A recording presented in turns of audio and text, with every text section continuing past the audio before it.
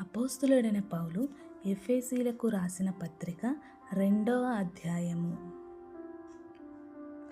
మీ అపరాధముల చేతను పాపముల చేతను మీరు చచ్చిన వారై ఉండగా ఆయన మిమ్మును క్రీస్తుతో కూడా బ్రతికించెను. మీరు వాటిని చేయుచు వాయుమండల సంబంధమైన అధిపతిని అనగా అవిధేయులైన వారిని ఇప్పుడు ప్రేరేపించు శక్తికి అధిపతిని అనుసరించి ఈ ప్రపంచ ధర్మము చొప్పున మునుపు నడుచుకొంటిరి.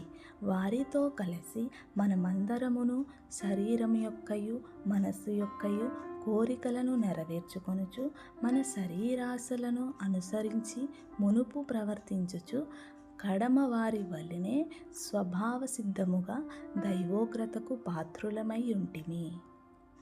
అయినను దేవుడు కరుణా సంపన్నుడై ఉండి మనము మన అపరాధముల చేతను చచ్చిన వారమై ఉండినప్పుడు సైతము మన ఎడల చూపిన తన మహాప్రేమ చేత మనలను క్రీస్తుతో కూడా బ్రతికించెను. కృప చేత మీరు రక్షింపబడి ఉన్నారు.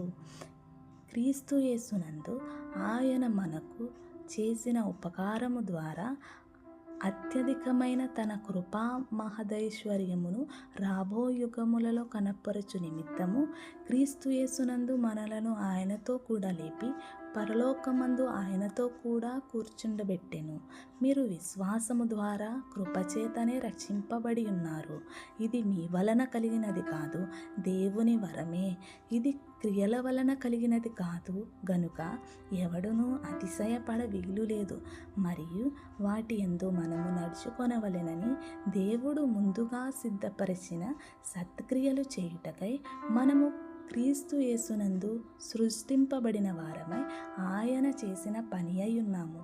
కాబట్టి మునుపు శరీర విషయములలో అన్యజనులై ఉండి శరీరమందు చేతితో చేయబడిన సున్నతి గలవారు అనబడిన వారి చేత సున్నతి లేని వారనబడిన మీరు ఆ కాలమందు ఇజ్రాయేలుతో సహపౌరులు కాక పరదేశులను, వాగ్దాన నిబంధనలు లేని పరజనులను, నిరీక్షణ లేని వారును, లోకమందు దేవుడు లేని వారునై ఉండి క్రీస్తుకు దూరస్తులై ఉంటిరని మీరు జ్ఞాపకము చేసుకొనుడి.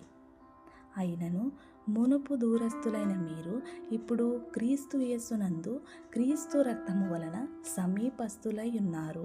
ఆయన మన సమాధానమై ఉండి మీకును మాకును ఉండిన ద్వేషమును అనగా విధిరూపకమైన ఆజ్ఞలు గల ధర్మశాస్త్రమును తన శరీరమందు కొట్టివేయుట చేత మధ్య గోడను పడగొట్టి మన ఉభయులను ఏకము చేసెను.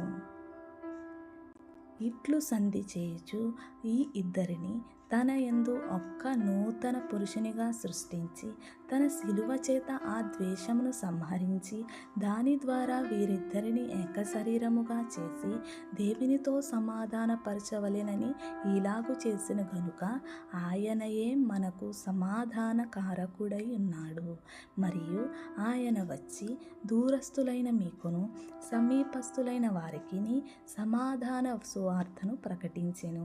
ఆయన ద్వారానే మనము ఉభయులము ఒక్క ఆత్మయందు తండ్రి సన్నిధికి చేరగలిగి ఉన్నాము. కాబట్టి మీరిక మీదట పరజనులను పరదేశులనై ఉండక పరిశుద్ధులతో ఏకపట్టణస్థులను దేవుని ఇంటి వారునై ఉన్నారు.